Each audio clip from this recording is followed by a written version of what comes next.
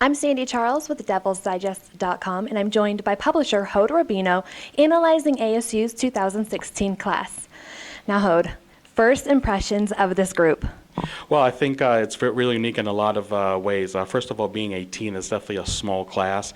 And obviously, we talked a lot about this leading up to today. When you have so much staff turnover, when you try to go ahead and really not settle for the low-hanging fruit, so to speak, really go for the high-caliber players that you and a lot of other good programs are competing for, then sometimes you may not land all the players that you want to land. I think another thing that's really unique in this group that there's actually 8 early enrollees, the largest number that I ever seen with an Arizona State class. So I think those are some of the unique traits. Also having 8 junior college players signed, that's something that is not that typical for a Todd Graham class, even though Todd Graham does sign a lot of junior college players. And I think maybe one of the biggest things that really stands out is landing the number 1 and number 3 in-state prospects in this class. Nikhil Harry being number 1, Chase Lucas number 3. So those are some of the big items, so to speak, that really jump right at you when you look at that class. Were there any real surprises today?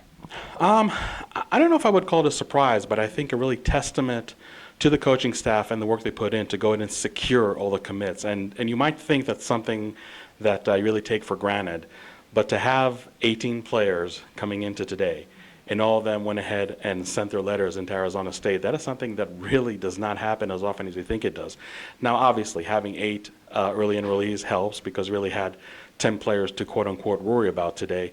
But to have all those players send their letter in, and some players were definitely trying to be lured by other programs. I mean, they see the staff turnover at Arizona State. They're licking their chops, trying to go ahead and capitalize on that. I think that really does speak volumes. But I really don't think there are any surprises as far as players at ASU try to land, because again, when you go after high caliber prospects, sometimes it's easier said than done to go ahead and land those players. When you talk about the staff turnover, that's hard to go ahead and establish relationships. And like Chip Lindsey told you earlier, recruiting is all about relationships, and sometimes it's really hard for a new staff coming in, as dynamic, as hardworking as they are, to go ahead and land players that they really have not known for more than just a few weeks. So really no big surprises, and again, I think should not be taken for granted that all the 18 commits of Arizona State sent in their letter. None of them wavered. None of them had a signing day change of heart or anything like that. Speaking of the transition that Arizona State has been in the last couple of months, losing offensive coordinator Mike Norvell and a couple of assistants, do you think that had any impact on the recruiting class? Well, I think you could go ahead and answer that question 2 ways. In terms of hanging on to all the commits, absolutely not. And again, the proof is in the pudding.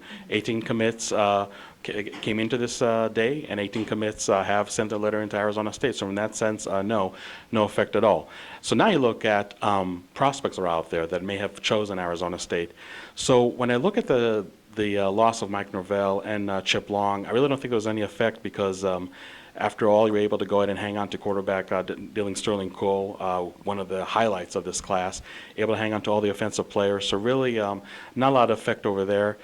Maybe Arizona State lands one more tight end if Chip Long was on board. I mean, I guess it's one argument you can go ahead and make.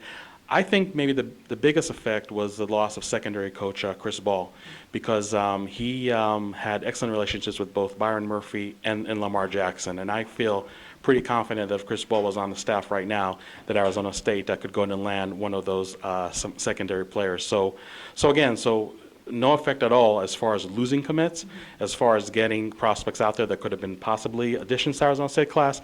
I think maybe the loss of Chris Ball is maybe the one that hurt the most. But again, I think the staff really has done a great job by hanging on to all the players. And again, we talk about the relationships and how hard it is for young and new staff to go and establish relationships with those players, to go ahead and really stick with their commitment. And that's something that has not been. Again, it's not as easy as people may think it is. You had mentioned earlier ASU did land the number 1 and number 3 top in-state recruits.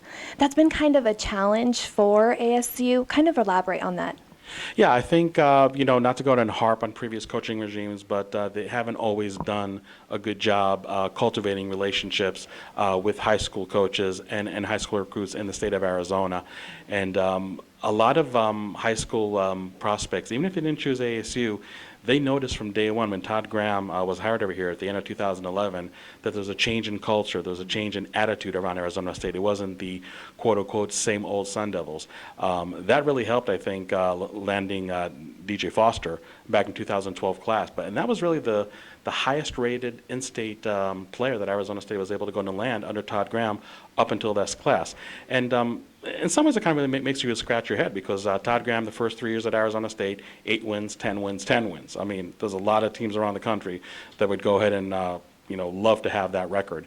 But the in-state recruiting didn't always really follow suit. And I don't think it was anything that the coaching staff wasn't doing because after all, in the last couple of years, the recruiting classes that Arizona State has able to go ahead and garner were some of the best ever in school history. Just unfortunate, any way you want to look at it, there weren't like too many highly rated in-state players.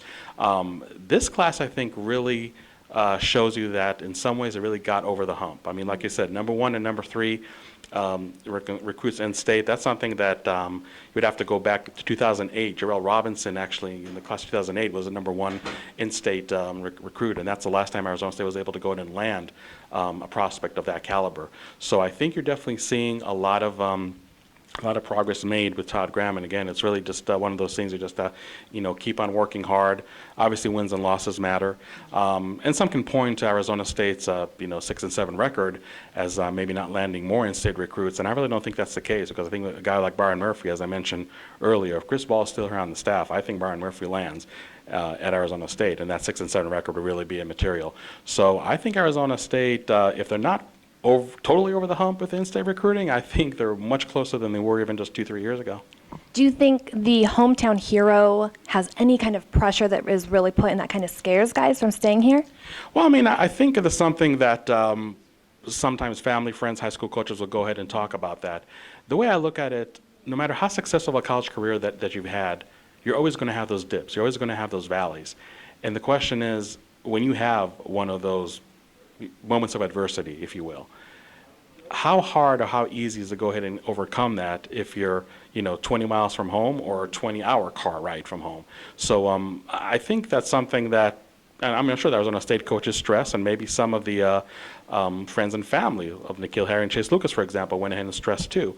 So I think sure there is pressure because if you're not performing well at home, then sure, now you got a lot of people that instead of going on social media or on the phone asking you what's up, now there might be maybe more in your face asking up. But again, if you need that comforting call, if you need that comforting, discussion, now you can have it face to face, and that's a whole lot different than having it on the phone or just having it through social media. So I think that's really the advantage that guys like N'Keal Harry and Chase Lucas went ahead and saw.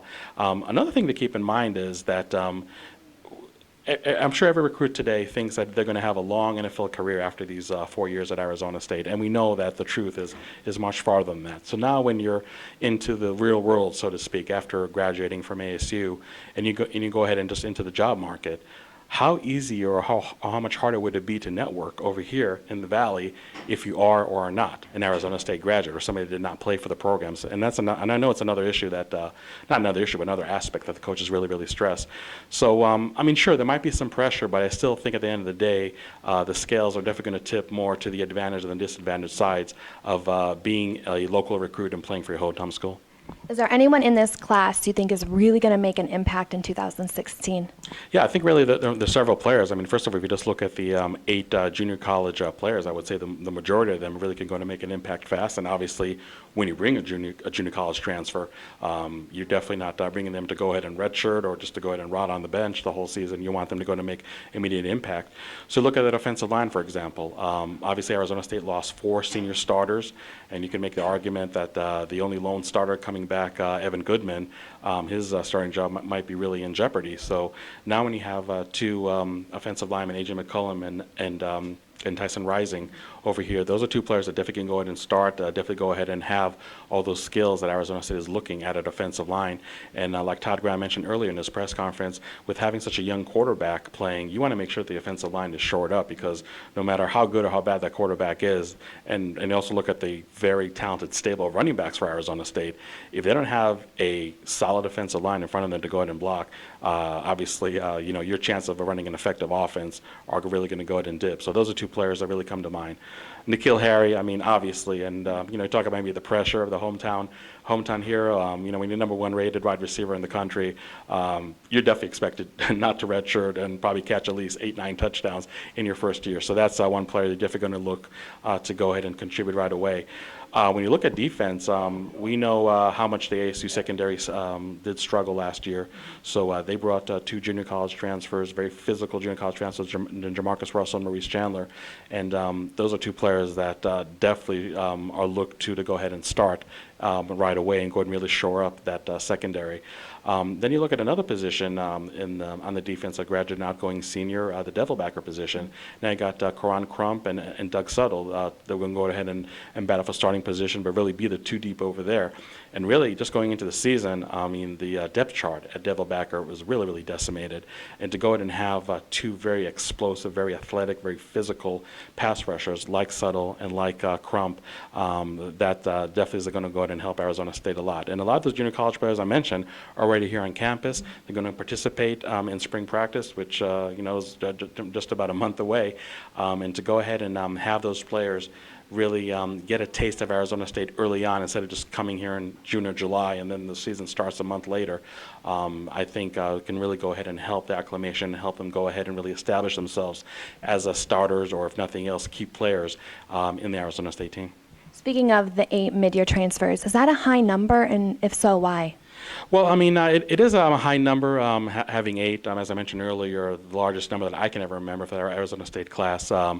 I think it really served Arizona State well when you look at all the turnover with the assistant coaches because today a lot of people compared it was boring because you really were waiting for 10 players that you weren't really 100% sure maybe they were going to go ahead and send in a letter. Now imagine that number being 15 instead of 10. I think this number would be, they would be a little more stressful and maybe a little more anxious than it was. And I know some people actually complained, quote unquote, that their day was really productive compared to other signing days because there really wasn't a whole lot of drama. You just were waiting for 10 letters to come in, and I think by 10 o'clock in the morning, all of them actually came in. Obviously having the large number of mid-year transfers is unusual, but I think really helped Arizona State under the circumstances of the staff turnover. And again, if you're looking to go ahead and shore up key positions that you lost starters, offensive line, secondary, devil backer, it's really important to go ahead and have those players early on. I mean, you really can't describe how invaluable it is to go ahead and not only go through spring practice, but go ahead and just get acclimated to everything on campus, off campus, study, strength and conditioning program. Now you get to participate in the winter and the summer portions of that strength and conditioning program. So when you have a mid-year transfer, you can go on and on about all the advantages. So yes, a large number, but I think that large number should, at least on paper, serve Arizona State very well. And again, I think really helped go ahead and secure all the 18 commits who signed with Arizona State today. You'd mentioned ASU is losing a large group of seniors that contributed to both sides of the ball. Who in this group, plus who's coming back, do you really look to make an impact next year? Well, I think when you look at the wide receiver group, I'll start over there. A lot of people were really talking about the loss of Jalen Strong, and obviously that was a big loss, definitely affected the wide receiver group. But one player that wasn't talked about that much is Cameron Smith, who people forget in 2014 was the number 2 wide receiver behind Jalen Strong. Him coming back from knee injury, I think, is really going to be huge, and he should be full go in the spring. That's going to be very, very significant for the offense. When you talk about a young quarterback, whether it be Manny Wilkins, Bryce Perkins, Brady White, being behind center, to go and have a dependable wide receiver like Cam Smith is really going to go ahead and have that young quarterback feel much more comfortable. You look at a player like Tim White, who not only is a great wide receiver, but also a great kick returner, and also did some punt returning last year. So those are 2 players returning on offense that really can go ahead and help. And obviously, look at running backs, Damari Richard and Kalen Ballage. When 2015 started, we thought, this really is the best 1-2 punch in the Pac-12. It took a while for that to happen, but I think in the last 3-4 games, when you saw that happening, That's just a huge weapon that Arizona State's going to have. And I think that's really going to be key for the offense because, again, when you're talking about replacing so many starters on the offensive line, obviously having a young, inexperienced quarterback, wide receivers, still some inexperience over there, to go ahead and have such a solid rushing game that really has proven itself on the Pac-12 level can really go ahead and help the offense a lot. So those are players on offense, returning players, that look really to go ahead and contribute. On defense, I think Arizona State's front seven really is not losing a whole lot besides Antonio Longino and Demetrius Cherry. So you look at players like Tayshawn Small with JoJo Wicker on the defensive line. You look at linebackers Salamo Fisu, Laimo Kiola, Christian Sam, and DG Calhoun. Those are players that are really going to go in and set the tone for this defense. There are going to be some question marks in the secondary. I mean, again, I think there's very talented additions coming, but you still have that element of inexperience. So I really think the defense next year is going to go as far as the front seven can go ahead and take it. And we know the front seven did play very well against the run, had some issues with causing turnovers, but as far as tackles for loss and sacks, I don't expect to have a major drop-off, and I think just the couple players that need to plug in, like I said, Coron Crump and Doug Suttle, Christian Hill, the defensive end, I think can go ahead and keep that front seven level of play pretty high. So those are some of the returning players that, along with the newcomers, I think can go ahead and really try to get the sour taste that Arizona State fans have after a 6 and 7 season. But I think there's really a lot to be excited. I really think this class addressed a lot of needs. Again, we talk about the large number of junior college transfers and about early enrollees, and that can really help Arizona State maybe have a smoother transition than folks may think to go ahead and have, in theory, a more successful 2016. Thank you so much, Hode. For Hode Rabino, I'm Sandy Charles with DevilsDigest.com. For more analysis on ASU's 2016 class, head to DevilsDigest.com.